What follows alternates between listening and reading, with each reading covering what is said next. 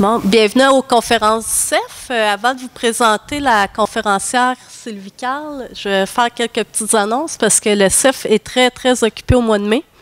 On a le colloque annuel qui va être le 1 et 2 mai à l'UQAM. Si vous n'êtes pas encore inscrit, vous pouvez toujours vous inscrire sur place. Les réservations en ligne sont terminées, mais on peut encore s'inscrire sur place. Ensuite, on a un colloque Mycorrhize les 10 et 11 mai au pavillon Comtois, ici. Les inscriptions en ligne sont toujours ouvertes. Puis, on a Air à Québec 2017, les 25 et 26 mai au pavillon Desjardins. Vous pouvez toujours vous inscrire en ligne pour Air à Québec aussi. C'est tous des événements organisés par le CEF. Bon, maintenant, je suis heureuse de vous présenter Mme Sylvie Carl, qui travaille comme conseillère scientifique à la Direction générale de la production de semences et de plants forestiers du ministère des Forêts, de la Faune et des Parcs. C'est ça qui est l'abréviation ici. Donc, Mme Carl a obtenu un diplôme d'ingénieur forestier à la formation des ingénieurs forestiers de l'École nationale du génie rural des eaux et forêts à Nancy, en France, en 1996. Elle est membre de l'Ordre des ingénieurs forestiers du Québec depuis 2013. Mme Carl a immigré au Québec en 2001, où elle a préparé et obtenu un diplôme de maîtrise, puis un diplôme de doctorat en sciences forestières ici à la FFGG. Les 3 projets de recherche conduits pendant ses études graduées ont été menés dans des pépinières forestières en collaboration avec des chercheurs de la FFGG, de la Direction de recherche forestière du MFFP et du Centre de foresterie des Laurentides du Service canadien des forêts. Une fois qu'elle a obtenu son doctorat, elle a réalisé un premier stage postdoctoral sur la réponse familiale de l'épinette blanche au changement climatique, puis un deuxième stage en génomique forestière. Depuis maintenant 12 ans, Mme Carl, elle enseigne la partie reboisement du cours sylviculture dispensé ici à la faculté. Donc, je la laisse faire sa présentation. Donc, bonjour à tous. L'idée de cette présentation était venue d'une discussion que j'avais eue avec Alison Munson qui me demandait, puis, qu'est-ce que tu deviens? Qu'est-ce qu'on fait avec une maîtrise à un doc et 2 postdocs quand on n'a pas de poste de chercheur à l'université ou au Service canadien des forêts ou à la DRF? Puis j'avais commencé à lui expliquer qu'est-ce que je faisais, puis elle me dit, bah, c'est intéressant, tu pourrais venir nous présenter ça aux conférences du CEF. Donc, me voilà. L'idée, c'est de vous parler à travers les activités de ma direction de la science sur laquelle on se base tous les jours pour produire les semences et les plants forestiers au Québec et de conclure en vous donnant peut-être un aperçu de qu'est-ce que fait une conseillère scientifique à la DGPSPF MFFP. C'était oublié, pas le bon piton, hein?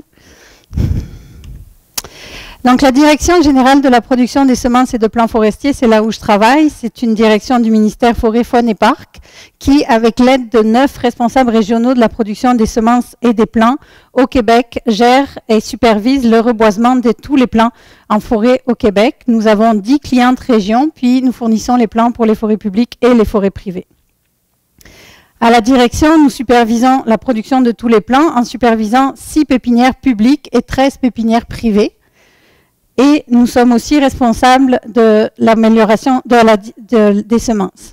Si on s'intéresse à la production des plants, avant de rentrer en détail des techniques culturales, on produit à peu près 130 millions de plants par an, principalement des résineux. 98% des plants qu'on produit sont des résineux. Si on regarde ces résineux, la majorité, c'est de l'épinette noire, du pin gris et de l'épinette blanche. On produit un peu d'autres essences comme le pin blanc, le mélèze laricin, le pin rouge, épinette de Norvège, épinette rouge, mélèze hybride, thuya, sapin, mais en très peu petite proportion par rapport à nos 3 essences principales. Nous sommes aussi responsables de la gestion de tout ce qui est semences, production des semences, traitement des semences, distribution des semences. Donc, nous gérons 94 vergers à graines et toutes les semences sont traitées et entreposées au Centre de semences forestières de Berthier. Puis, on va s'attarder un peu pour commencer sur ce volet-là de notre direction. Depuis la mise en place des nouveaux vergers, la proportion des plants, des semences génétiquement améliorées n'a cessé d'augmenter. Et ces dernières années, environ 85% des plants sont améliorés génétiquement. On n'a plus qu'une quinzaine de pourcents qui sont issus de récoltes dans des peuplements naturels sans aucune amélioration génétique. Améliorer génétiquement, ça veut dire que c'est récolté dans des vergers à graines de première génération, des vergers à graines de deuxième génération, que c'est issu de croisements dirigés ou que c'est produit par embryogénèse somatique et que ce sont des clones. Ces différents niveaux d'amélioration génétique-là correspondent aux différentes améliorations génétiques à travers lesquelles on passe quand on améliore génétiquement une naissance forestière. Le premier niveau, que sont les vergers, correspond aux différences entre les provenances géographiques et les populations. Donc, c'est les différences génétiques au niveau provenance et descendance sont validées par des tests génétiques. Ensuite, une fois qu'on a centralisé ou qu'on a caractérisé les différences géographiques entre les provenances, à l'intérieur d'une provenance, on peut caractériser les différences entre les familles. C'est le deuxième niveau d'amélioration, les familles uniparentales ou biparentales. Puis le troisième niveau, c'est les individus. Donc un individu qui est vraiment génétiquement supérieur, que l'on va pouvoir reproduire soit par bouturage, soit par embryogénèse somatique. Ces différents niveaux de caractérisation sont le fruit de nombreuses années d'études en génétique quantitative dans un premier temps. Donc ici, je vous ai cité plusieurs articles qui sont en lien avec l'amélioration génétique de l'épinette blanche, avec la variabilité entre les populations ou les provenances, et on finit avec la variabilité entre les familles. Et nous avons ici notre améliorateur génétique de l'épinette blanche, avec André. Ensuite, si on regarde plus précisément c'est quoi nos peuplements de production, donc on va regarder les vergers à graines de première génération et ceux de deuxième génération, ce sont ceux qui produisent la majorité des semences. Un verger à graines, c'est quoi? C'est une plantation d'arbres qui ont été sélectionnés génétiquement et qui est aménagé de façon à faciliter la récolte des semences et qui est isolé pour éviter ou réduire la contamination pollinique. Aménagé pour faciliter la récolte et les semences, c'est ce que vous voyez ici avec des arbres qui sont très éloignés les uns des autres pour que la machinerie notamment puisse passer pour venir entretenir et récolter les graines. Nous avons en tout 94 vergers à graines, ce sont les petits sapins noirs sur cette carte-là. Ils sont répartis un peu partout dans la province. Ils sont constitués de 78 vergers à graines de première génération et 16 vergers à graines de deuxième génération. Un verger à graines de première génération, il est composé à partir de greffons ou de semis d'arbres plus qui sont sélectionnés sur une base régionale dans un peuplement naturel ou dans des plantations. Les caractéristiques de ces vergers, ils ont un gain génétique faible à intermédiaire, 3 à 15% par rapport à la forêt naturelle. Ils ont une variabilité génétique supérieure ou égale à celle observée en peuplement naturel. Et ils ont un territoire d'utilisation lié à la provenance d'origine des arbres plus et aux variables climatiques. Ce sont aussi des lieux de conservation de gènes ex situ, puis de réserve de semences in situ en cas de problème. Les vergers de deuxième génération, c'est une coche au-dessus. Ils sont composés de familles, donc des mères dont la supériorité génétique a été validée en test, et des meilleures armes pour certains vergers à graines de première génération. Les vergers de deuxième génération, ils sont plus jeunes que nos vergers de première. Ils ont un gain génétique plus élevé et ils ont souvent des distances de transfert plus grandes que les vergers de première génération parce qu'ils sont associés aux zones d'amélioration des génétiques des essences. Tout est fait dans toutes les activités qu'on fait de l'amélioration génétique qui a été faite par un premier temps par le Service canadien des forêts, puis maintenant qui est fait par la Direction de la recherche forestière, ou après, dans tout ce qui est la récolte et la gestion des semences, tout est fait pour maintenir la diversité génétique des plantations. Ça passe par le maintien d'un nombre suffisant de semenciers non apparentés et une répartition optimale de ces semenciers dans les vergers.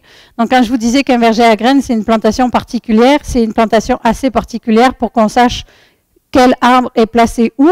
Donc, quand on met en place un verger, tous nos arbres sont étiquetés individuellement, puis on maximise la distance entre les deux copies de la même famille pour maximiser la diversité génétique. Et on fait aussi un effort de récolter des semences sur un nombre suffisant de semenciers différents pour maintenir une bonne diversité génétique des lots et de semences. Et ces affirmations-là sont validées par des recherches qui ont été faites. Récemment, au niveau génomique, il a été mis en évidence que ni la taille de l'échantillonnage, ni la sévérité de la sélection étaient suffisantes pour diminuer la diversité génétique des populations sélectionnées. Toutes les essences ne sont pas rendues au même niveau d'amélioration génétique. L'essence qui est la plus améliorée génétiquement, c'est l'épinette blanche. C'est notre essence indigène la plus productive, où on est rendu aux variétés multiclonales, le VMC à la fin, qu'on produit par embryogénèse somatique. l'épinette noire, nous sommes rendus au croisement dirigé. Le mélèze hybride, par définition, il est aussi rendu au croisement dirigé, puisque c'est le croisement entre deux mélèzes qui ne s'apparentent pas naturellement. Puis le pain gris, nous sommes rendus au verger de deuxième génération. Sur le terrain, lorsqu'on les déploie, on ne rentre pas toujours dans le détail de ce niveau d'amélioration génétique. On donne à nos clients une idée du niveau d'amélioration génétique avec une variable qu'on appelle le NAP, le niveau d'amélioration des plants, qui varie de aucun intermédiaire à élevé, élevé regroupant tout ce qui est verger de deuxième génération, croisement dirigé et clone. L'embryogénèse somatique, ça fait plusieurs fois que je vous en parle. C'est une méthode de multiplication végétative qui utilise du matériel développé par les programmes d'amélioration génétique. Donc, ce n'est pas des organismes génétiquement modifiés, c'est vraiment une façon de photocopier les génomes des individus qu'on a identifiés comme supérieurs. Les avantages, c'est que c'est une technique très performante chez les conifères. Ça permet un déploiement plus rapide du matériel identifié comme supérieur. On a un gain génétique escompté supérieur ou égal à 35% en hauteur dominante. Ça permet d'avoir une grande uniformité du matériel. Et le principal avantage, c'est la cryoconservation. On met le tissu embryogène dans l'azote liquide le temps que les tests clonaux nous permettent d'identifier les meilleurs individus. Puis une fois qu'on a identifié les meilleurs individus, on va chercher des copies de cet individu-là dans l'azote liquide, puis on peut le reproduire par embryogénèse somatique au laboratoire de Saint-Modeste. L'embryogénèse somatique telle qu'elle est pratiquée aujourd'hui au laboratoire d'embryogénèse somatique à Saint-Modeste est le fruit de nombreuses années de recherche qui ont commencé ici à l'Université Laval avec notamment Francine Tremblay puis Laurence Tremblay, puis aussi de recherches un peu partout dans le monde. Donc beaucoup de choses qu'on utilise aujourd'hui sont des techniques développées en laboratoire un peu partout dans le monde. Ça fait le rapide aperçu de tout le volet production de semences, avec la plus grosse science qui est derrière la production de semences, c'est tout ce qui est attrait à la... Ah, je savais bien qu'il m'en manquait une.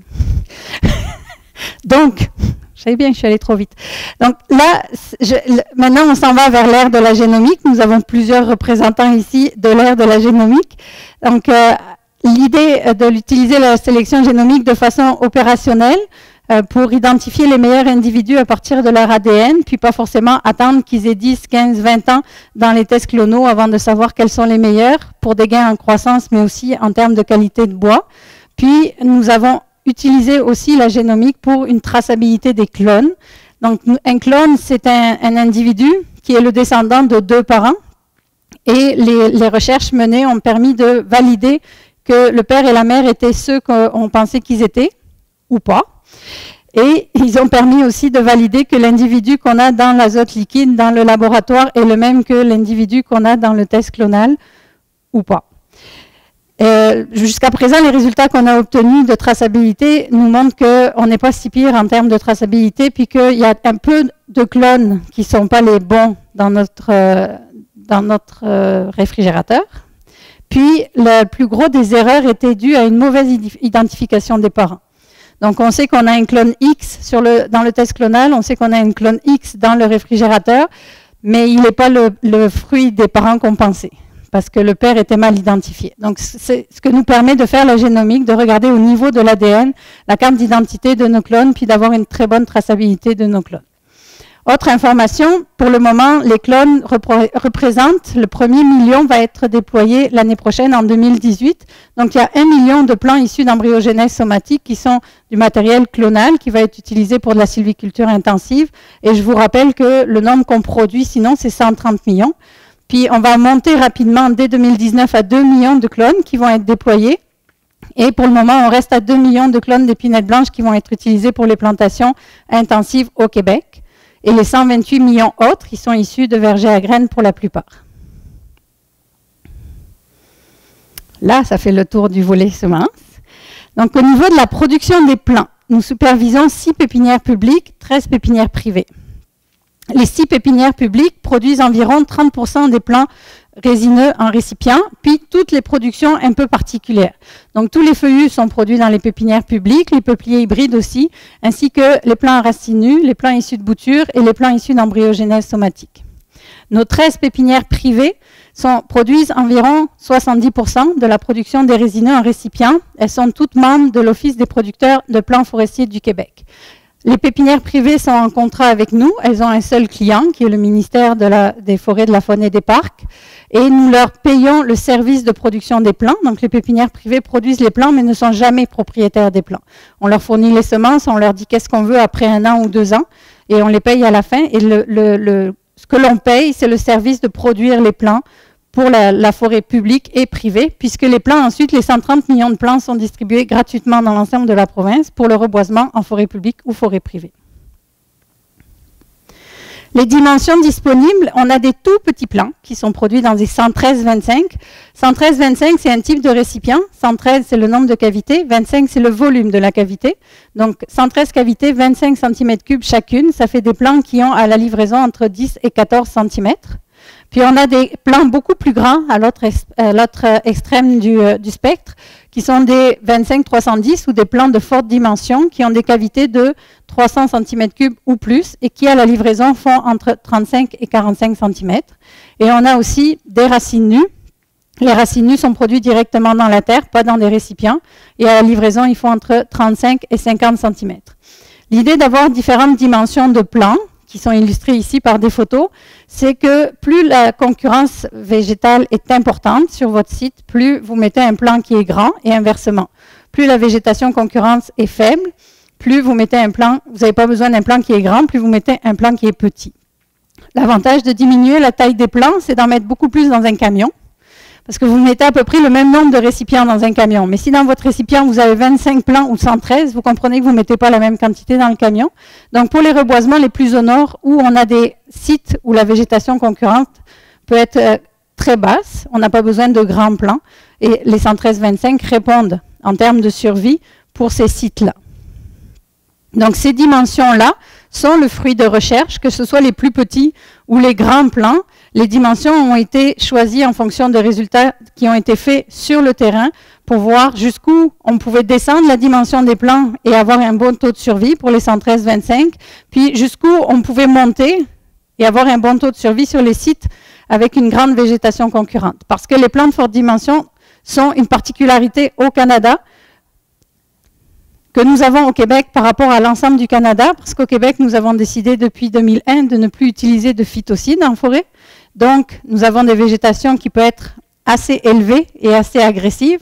Et le choix, c'est de faire des plants de forte dimension qui, à défaut de se passer de dégagement, vont être capables les premières années de continuer à croître et de survivre jusqu'à ce qu'on vienne les aider avec des dégagements mécaniques. Donc, les plants de forte dimension, quand on parle des plants de forte dimension dans les autres provinces, ils nous regardent avec des yeux comme ça parce que ça fait des gros plants de 30 à 40 cm. On n'en met pas beaucoup dans un camion, c'est tout quelque chose à planter, mais ça correspond à notre choix de ne plus utiliser des phytocides en forêt publique.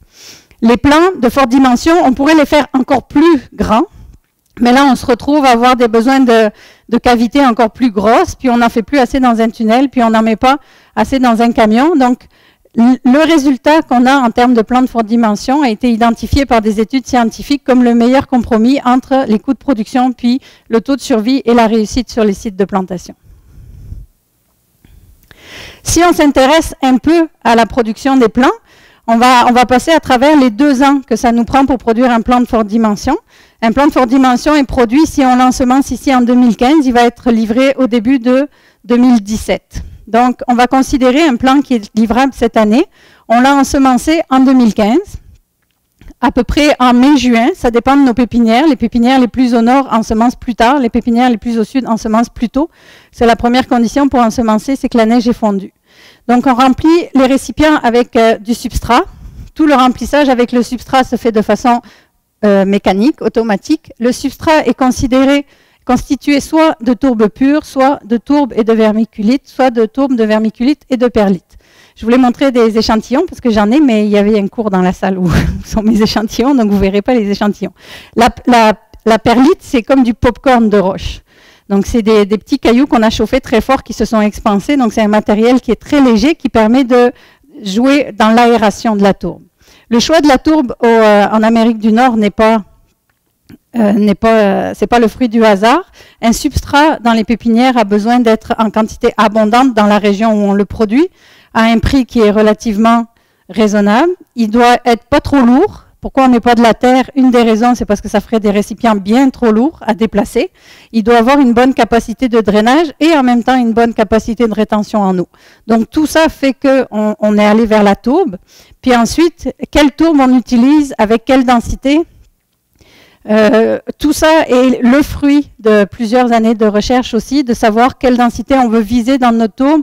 Est-ce qu'on peut avoir de la tourbe pure? Pour certaines étances, oui, on utilise la tourbe pure pour l'épinette noire et le pain gris dans les petites cavités notamment, et ça suffit. L'épinette blanche, on n'arrive pas à la cultiver avec de la tourbe pure, elle est plus délicate. C'est une essence qui arrête de grandir si elle a un stress hydrique, des choses comme ça. Donc on va lui mettre de la perlite, de la vermiculite et pour atteindre nos hauteurs. Ensuite, on a un ensemencement mécanique, plusieurs types de semoirs avec différentes précisions. Chaque semence est déposée par le tuyau que vous voyez ici au niveau de la cavité. Le facteur d'ensemencement est généralement autour de 2 semences par cavité. Donc, on va déposer 2 semences par cavité pour s'assurer d'en avoir au moins une. Puis, en ce moment, on travaille fort. C'est demain matin, j'ai une rencontre du comité pour réfléchir à comment on va arriver à diminuer le nombre de semences par cavité pour optimiser l'utilisation de nos semences. Donc, de descendre à 1,2, 1,4. Donc, 1,2, ça ne veut pas dire on coupe une semence en 5. C'est la moyenne sur le récipient où on va avoir des fois 0 et des fois 3. On essaye d'avoir un minimum de 0, un minimum de 3 pour avoir une moyenne de 1,2 semences par cavité. Une fois que la semence est déposée sur le substrat, elle est recouverte de silice dans la plupart des cas ou de calcite. Le choix entre les deux matériaux aussi a été regardé par notre chercheur en amélioration des pratiques culturales qui est Mohamed Lamamedi à la DRF. On va plus vers la silice. C'est un matériau que les producteurs ont plus de facilité à utiliser. Le rôle de la silice, elle est blanche. Le premier rôle, c'est de réfléchir une partie de la lumière pour éviter que ça ne chauffe trop et limiter l'assèchement du substrat. C'est aussi maintenir la graine en place parce que là, le récipient, il va être brassé jusqu'au niveau du tunnel. Puis c'est aussi protéger les graines contre les oiseaux. Les oiseaux sont notamment friands des graines de pin. Donc, un oiseau qui rentre dans votre tunnel, il peut faire un massacre en termes de cavité vide parce qu'ils aiment les graines de pin.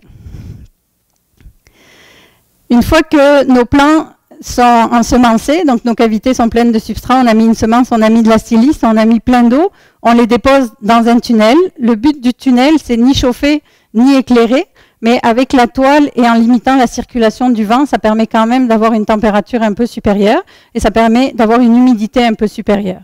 Donc la germination est suivie après d'une opération d'éclaircie-repiquage, puisqu'on a mis 2 à 3 semences par cavité en moyenne, on a 2 à 3 plants en moyenne par cavité et on n'en veut qu'un, donc on va venir éclaircir et le repiquage c'est pour éviter les cavités vides. Ensuite, on a une première saison de croissance. La première saison de croissance consiste à gérer l'irrigation et la fertilisation.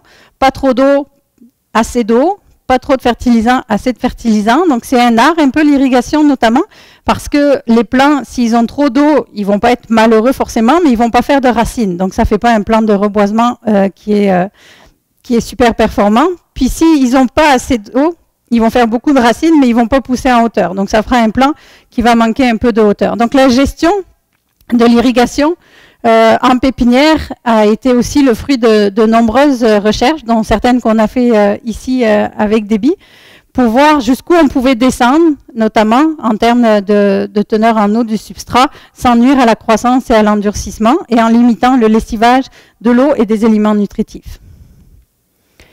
Ensuite, à la fin de la première saison de croissance, autre particularité, on va hiverner nos plants à l'extérieur. Donc, on va les déposer au sol.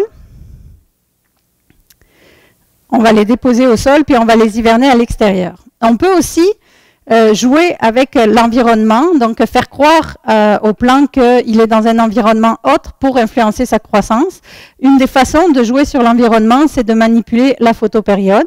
Le traitement de jour court a été testé notamment pour l'épinette noire. Et si on arrive à faire un traitement de jour court assez efficace, on va arrêter la croissance des plants. Et si un plant arrête sa croissance en hauteur, l'énergie de la photosynthèse qui est faite à partir de ce moment-là va pouvoir être dédiée à la croissance des racines. Donc un traitement de jour court, c'est faire croire au plant qu'on est plus avancé dans la saison. Il arrête sa croissance en hauteur et il va dédier une partie de son énergie à la croissance des racines et ça fonctionne. Le côté délicat du traitement de jour court, c'est que ça prend vraiment pas beaucoup de lumière pour un plant pour qu'il croit qu'il fait encore jour. C'est un avantage quand on veut rallonger la photopériode. Il suffit de laisser les halogènes allumés dans le tunnel, puis ils n'arrêteront pas de croître. Mais si votre traitement de jour court est fait avec une toile qui a des trous un peu et qui reste un peu de luminosité qui peut passer, ben, il va croire qu'il fait jour encore. Il n'a pas besoin de beaucoup de lumière pour croire qu'il fait jour. Même s'il n'y a pas beaucoup de lumière et qu'il ne fait pas de photosynthèse, le signal est suffisamment fort pour qu'il croit qu'il fait encore jour. Donc le traitement de jour court, un des côtés délicats, c'est d'avoir une installation en pépinière qui est suffisamment opaque pour que vraiment il soit efficace. Si on arrive à faire ça, comme dans le cas de cette étude-là, ça fonctionne, les plants arrêtent de croître en hauteur et ils mettent plus d'énergie dans leurs racines. Ensuite, nos plants vont être hivernés à l'extérieur, donc ça nous prend des plants qui sont suffisamment tolérés au gel. Donc on a fait aussi plusieurs études pour suivre l'endurcissement des plants. L'endurcissement, c'est le phénomène physiologique qui aboutit à ce que le plant soit tolérant au gel ou pas. Donc on a mis en évidence notamment que le pourcentage de matière sèche de l'apex, donc de la partie aérienne des plants, augmentait au fur et à mesure que l'endurcissement s'avançait et que chaque augmentation de 50 heures de froid cumulé s'accompagnait d'1% de matière sèche augmentée. Donc ça permet de suivre un peu sans forcément congeler vos plantes tout de suite pour savoir à quelle température ils sont tolérants ou pas. Ça permet d'avoir une idée de où ils sont sur le site de la pépinière, où ils sont rendus dans leur tolérance au gel. Si vous constatez que vos plants ne sont pas assez avancés dans la tolérance au gel, vous allez avoir une méthode de protection qui est l'arrosage. Donc on va arroser les plants, on va les arroser avant que le gel ne se mette en place, on va les arroser tout le temps où gèle et on va les arroser tout le temps où la glace qui s'est formée n'a pas dégelé. L'idée d'arroser les plants en continu, c'est que de la glace en formation libère de l'énergie. Le passage de l'état liquide à l'état solide libère de l'énergie, puis cette libération d'énergie en continu permet de garder vos aiguilles qui sont sous la glace dans une température un peu supérieure à 0 ou dans des températures qui ne sont pas dommageables pour elles. Ça ne fonctionne que si vous arrosez en continu, parce que ça ne fonctionne que s'il y a de la glace qui se forme en continu. S'il n'y a plus de glace qui se forme, il y a juste de la glace autour des aiguilles, ça ne fonctionne plus.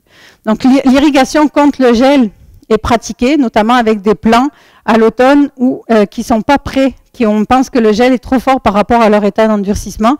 Donc on va venir les irriguer, qu'il faut vraiment irriguer avant que la glace, les températures soient sous 0, puis il faut continuer à irriguer jusqu'à ce que toute la glace est fondue autour des semis. Parce que si on arrête d'irriguer alors qu'il y a encore de la glace autour des aiguilles, le passage de l'état solide à l'état liquide, lui, a besoin d'énergie, puis il va le prendre à vos aiguilles. Donc l'irrigation est quelque chose qu'on pratique en pépinière et qui est vraiment basé sur un phénomène scientifique. Ensuite, nos plants sont posés au sol et passent l'hiver sous la neige. Posés au sol parce qu'on veut éviter d'avoir un matelas d'air froid sous nos racines, donc on va aller chercher l'inertie thermique du sol. Et sous la neige, parce que tant qu'ils sont sous la neige, ils sont protégés, ça fait comme une couverture isolante. On commence à manquer dans certaines pépinières de neige à l'automne. C'est un de nos défis associés au changement climatique.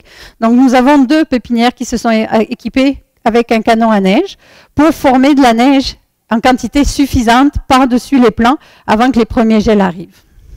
Ce que l'on craint beaucoup quand on manque de gel, c'est pas tant les parties aériennes, parce que les parties aériennes, elles peuvent sécher si elles sont exposées pendant l'hiver, mais au niveau tolérance au gel, elles sont correctes. C'est nos racines qui sont pas assez capables de supporter des gels qui vont jusqu'à moins 18, moins 20. Donc on a besoin vraiment d'une bonne couche de neige. On va tout faire pour favoriser l'accumulation de neige. On va mettre des haies brise-vent, on va mettre du grillage, on va tout faire pour que quand il y a de la neige, elle reste là, puis que le vent ne nous l'amène pas ailleurs. Après avoir passé le premier hiver sous la neige, les plants sont mis à l'extérieur. On n'a plus besoin qu'ils soient au tunnel parce que la phase de germination, qui était la phase critique, est passée. Et ils sont surélevés. Surélevés, donc on va essayer de mettre un espace d'air entre la base des récipients puis le sol. L'idée de les surélever, c'est de faire un cernage aérien des racines, parce qu'une racine qui va sortir du récipient, qui va rencontrer de l'air, va arrêter de croître. Et le reste de la racine va se développer à l'intérieur du récipient. si vous n'avez pas de cernage aérien, que vos récipients sont disposés directement au sol, notamment avec le pain gris, je l'ai testé, je peux vous dire que ça marche. La racine va continuer à croître à l'extérieur, puis elle va se développer sous le récipient, puis après ça prend quelques forces pour enlever le récipient. Ça nous est arrivé à Saint-Modeste où les plants étaient livrables, mais ils partaient jamais. Donc ils étaient au sol, mais ils partaient pas. Les racines ont poussé, puis les récipients étaient ancrés dans le sol. Donc le fait de soulever, c'est pour faire du cernage aérien des racines. Différentes pépinières, différentes méthodes de soulèvement. Vous voyez ici 2 méthodes qui ont été développées dans la pépinière publique de Berthier puis la pépinière de Normandin pour relever un autre défi qui est un manque de pépinière, qui est un manque de main-d'œuvre en pépinière. Parce que soulever les plants, c'est prendre les récipients un par un puis de les poser sur la structure où ils sont surélevés. Ça demande beaucoup de main-d'œuvre, puis ça demande une main-d'œuvre qui est en forme physiquement. Puis notre main-d'œuvre en pépinière est vieillissante. En pépinière publique, notre moyenne d'âge est quand même de 55 ans. Donc c'est pas quelque chose qui est resté penché pendant 2 jours pour mettre les récipients sur les broches. C'est pas quelque chose qu'ils font vraiment de bon cœur. Donc on développe des méthodes pour mécaniser le déplacement des récipients. Puis ça, vous en avez 2 exemples ici, un à Berthier et l'autre à Normandin, où ça prend pas beaucoup d'énergie pour arriver à déplacer les récipients. Je vous ai parlé du cernage aérien, c'est la méthode qu'on a préférée au cernage chimique des racines. Ce que je vous disais, que la racine, quand elle rencontre de l'air, elle arrête de croître, mais c'est aussi vrai si elle rencontre du cuivre. Donc, du sulfate de cuivre, je pense, on avait, et c'est encore utilisé dans d'autres provinces, où on habille les parois de l'intérieur de nos récipients de sulfate de cuivre, puis au contact de ce produit chimique, la racine arrête de pousser, ce qui fait que là où elle arrête de pousser, après elle se ramifie, puis ça fait un système racinaire plus dense. Donc on a prouvé que ça fonctionnait, sauf qu'on a aussi prouvé qu'après 1 an, le récipient, il fallait le retapisser de cuivre, et si le cuivre il est plus à l'intérieur, c'est qu'il est parti ailleurs. Hein. Donc d'un point de vue environnemental, c'était so-so, puis si on regarde à long terme, qu'est-ce que ça donne, les retombées de ça donnait des bons systèmes racinaires, mais au final, ils n'étaient pas meilleurs que ceux qu'on produit avec les récipients actuels, qui ont un trou en bas, puis des rainures sur les côtés pour obliger les racines à descendre vers le bas et pas à faire des chignons à s'enrouler autour. Là aussi, je voulais vous amener des récipients, mais il y avait un cours dans ma salle. Donc, ils font leur 2e année de croissance à l'extérieur, surélevée. On a aussi fait plusieurs études, les chercheurs de la DRF, Direction de la recherche forestière, ont fait plusieurs études pour voir l'effet de l'irrigation et de différents types de fertilisation sur la croissance des plants. Chercheurs qui travaillent avec des étudiants à la maîtrise ou au doc ici. Une des études que je trouve impressionnante, et puis je voulais vous en parler un peu, c'était de regarder le patron spatial de la teneur en eau du substrat en fonction de la position des gicleurs. Donc, si on regarde en bas, vous voyez ici le point blanc et l'autre point blanc, ce sont les 2 gicleurs à l'intérieur de la plate-bande, et il a été suivi pendant toute la saison de croissance, la hauteur des plants en haut, puis en bas, la teneur en eau du substrat. Ça permettait de voir l'effet du vent sur notre patron d'irrigation, et ça permettait de voir aussi l'effet du patron d'irrigation et donc de la teneur en eau du substrat sur la croissance des plants. Donc ça a permis d'optimiser l'irrigation à l'extérieur des plants.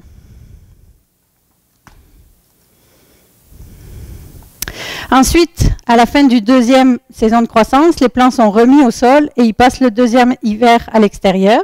Donc ici, c'est la pépinière privée de Pampève qui était à Saint-Louis-de-Blandford.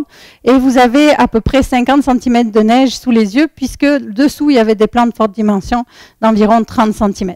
Vous voyez aussi les clôtures en bois que l'on met pour favoriser l'accumulation de la neige.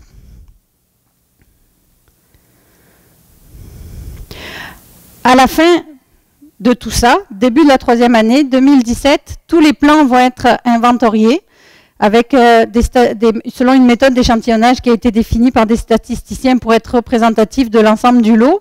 Et les plants vont être triés s'ils ne respectent pas les critères définis par le ministère, qui sont 25 critères de qualité en lien avec la hauteur, le diamètre, la teneur en azote des aiguilles, la forme des tiges, la qualité du système racinaire. Donc autant de critères dont les balises ont été fixées par des tests sur le terrain pour savoir jusqu'où on peut aller en termes de qualité ou de pas qualité pour que la survie des plants soit raisonnable. Si le lot n'est pas conforme, il va être trié. Et une fois qu'il est trié, il est livré sur des étagères de transport, mis dans les camions, puis envoyé dans nos clients un peu partout dans la province. Donc, on a des pépinières un peu partout dans la province, puis on a des clients pour le reboisement un peu partout dans la province. Le plus gros du reboisement se fait dans les régions où on fait le plus fort exploitation forestière. Donc, c'est toutes les régions, la région du Saguenay-Lac-Saint-Jean, le nord, la Côte-Nord. Puis en ce moment, on a aussi la tordeuse qui est une bonne source de demande en reboisement, puisque la tordeuse peut s'attaquer à des peuplements qui n'étaient pas matures ou qui n'avaient pas fait assez de semences. Donc la régénération naturelle n'est pas suffisante, il faut avoir recours au reboisement.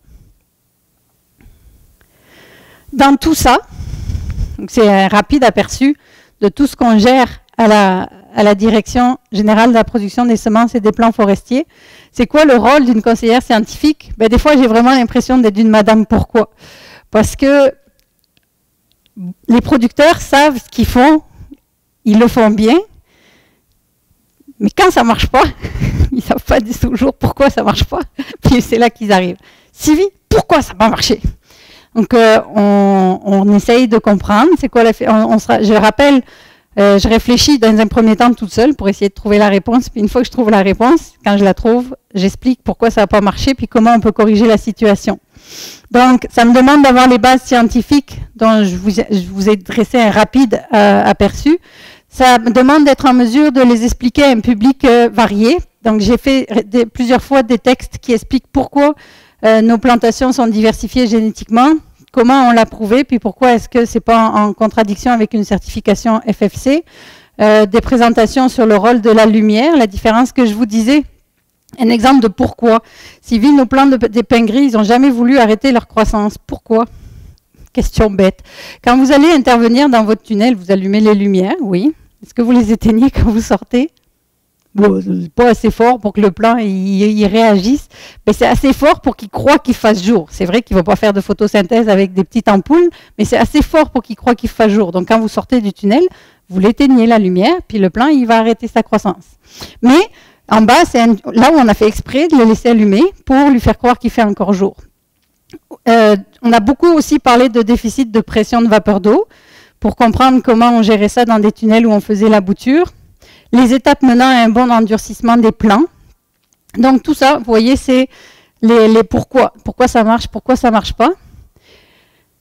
Je dois aussi faire le lien entre la recherche et l'opérationnel, la recherche qui a déjà été faite, et la recherche que l'on voudrait qu'il soit fait ou la recherche qui est en train d'être faite à toutes les étapes, au niveau de l'amélioration génétique, au niveau des pratiques culturales, au niveau de la sélection génomique, au niveau après des pratiques en dehors des plantations, la taille optimale de nos plants, des choses comme ça. Et les défis, trouver des façons d'adapter nos pratiques pour relever de nouveaux défis. Donc avec André ici présent, on va mettre en place la migration assistée pour l'épinette blanche et l'épinette noire pour adapter nos plantations au changement climatique. Puis les changements climatiques, ils nous posent des défis aussi dans les vergers, où on a plusieurs vergers. Je ne sais pas si c'est dû au changement climatique, mais c'est en ce moment que ça se passe, où on a plusieurs vergers qui ne produisent pas de semences, alors qu'on d'habitude, on avait des semences tous les 4 ans, des bonnes années semencières tous les 4 ans. Le manque de neige à l'automne ou la fonte de la neige au milieu de l'hiver suivi d'un gel à -20, c'est aussi un gros problème pour nos plants. On a perdu des millions de plants. Donc c'est tout ça, les nouveaux défis. Puis quand j'ai cherché, en fait, je trouvais que ça ressemblait pas tant à ça ressemblait pas mal à mon quotidien quand j'étais étudiante au doc. Je suis allée voir dans un PhD Comics, puis j'ai trouvé ça, puis ça ressemble pas mal à moi ce matin, ça. Juste avant de venir ici, là, où j'essayais de tout faire avant de venir vous voir, puis j'y suis pas arrivée. J'ai encore des inbox que j'ai pas répondu. Ça fait le tour de l'aperçu, puis c'est fait exprès qu'il reste plein de temps, parce que j'espère que vous allez avoir plein de questions.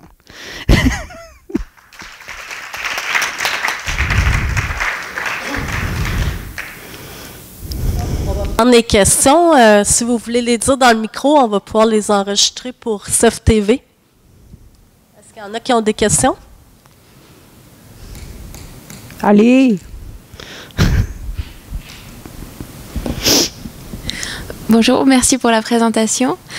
Au début du diapo, vous parlez de gains génétiques et je voulais savoir à quoi ça correspondait exactement. Est-ce que c'est la croissance des plantes qui est meilleure ou... Le gain génétique, c'est ce qu'on s'attend en utilisant ces familles-là. Si on utilise les semences, si on fait une plantation à partir de semences de verger de première génération ou de semences issues de peuplement naturel, on s'attend à ce que la hauteur dominante moyenne soit supérieure de tant de % par rapport au peuplement qui aurait été établi avec des semences de forêt naturelle. Donc quand on annonce 5%, c'est qu'on s'attend à ce que notre plantation en hauteur dominante, elle soit, c'est ça, hein? Elle soit 5% plus haute. Je dis qu'on travaillait avec les améliorateurs de la DRF, ben voilà. Donc on s'attend à ce qu'elle soit 5% plus haute qu'une plantation qu'on aurait établie avec des plants issus de forêt naturelle.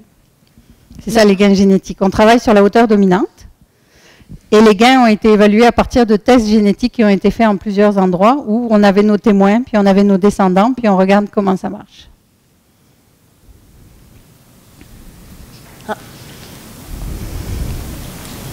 Merci Sylvie pour ta présentation.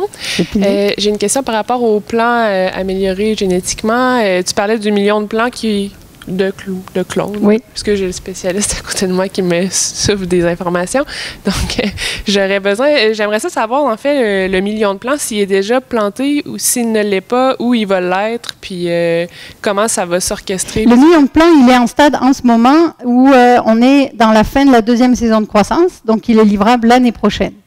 Donc le million de plants, il est déjà produit. Ça fait 4 ans qu'il est déjà produit parce qu'on a fait des embryons. On a utilisé les embryons pour faire des pieds mères. Sur ces pieds mères, on a prélevé des boutures. Puis à partir de ces boutures, on a fait des plants. Comme ça, le laboratoire, il nous a produit 100 000 pieds mères, donc des clones. Et à partir des 100 000 pieds mères, on a fait 1 million de plants issus de boutures. Et ce million-là, il va être déployé l'année prochaine, 2018, en forêt publique, dans la région du Bas-Saint-Laurent et en Gaspésie. Et on va les suivre à la trace. Le premier million. Est-ce qu'il y a d'autres questions? Ben, moi, je me demandais, avez-vous déjà estimé le coût à partir de la cueillette des graines jusqu'à la production du plant? Oui, on a des coûts de production. Nos coûts de production tiennent compte pas de l'amélioration génétique, elles tiennent compte, les coûts de production des plants pour les plants de forte dimension en récipient, c'est à peu près 780 $ du 1000. Du 1000 plants. Donc 78 sous. 7 $, on arrête de planter. 78 sous du plant pour les plants de forte dimension. Puis ça inclut le volet récolte de semences, traitement des semences au centre de semences de Berthier, puis production du plant. Ça inclut pas le volet amélioration génétique, mise en place des vergers. On a un budget pour ça, mais il n'est pas inclus dans le coût de production. Un verger à peu près, hein, parce que ça va un peu du simple au double selon le verger où on est là. Mais on doit parler à peu près de 300 000 $ entre le moment où on le met en place puis le moment où on le récolte. Et ça ne tient pas compte du salaire des améliorateurs génétiques avant tout ça. Donc non, on n'a pas d'étude globale de l'amélioration génétique depuis les années 80 qu'on en fait, puis le gain qu'on a aujourd'hui, combien ça coûte. On a des coûts pour plusieurs étapes. Donc à peu près 780 $ du 1000 pour les PFD. Puis je pense que les 113,25 qui sont plus 80 $ du 1000 ou quelque chose comme ça, et plus petits.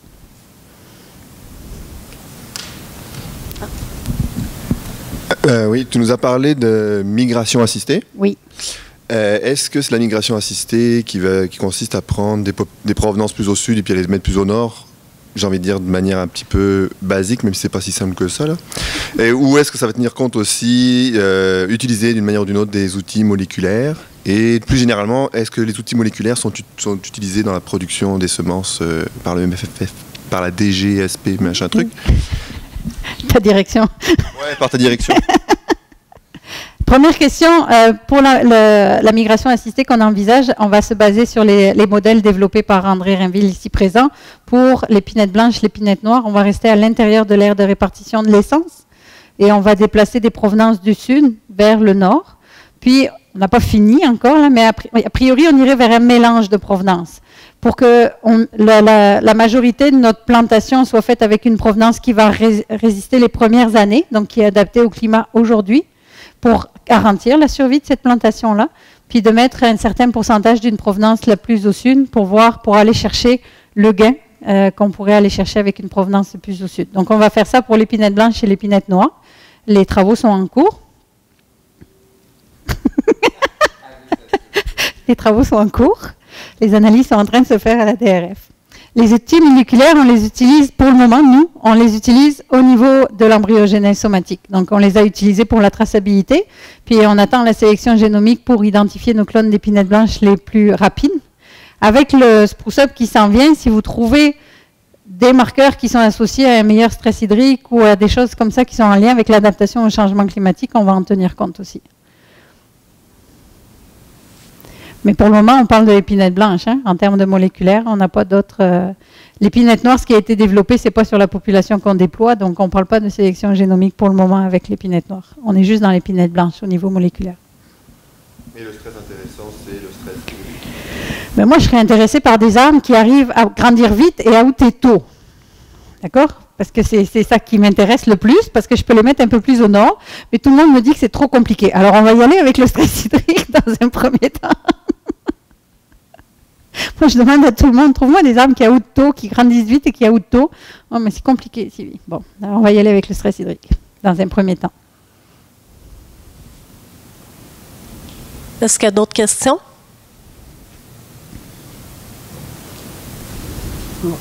Bon, ben merci. Merci, Sylvie. Ça me fait plaisir.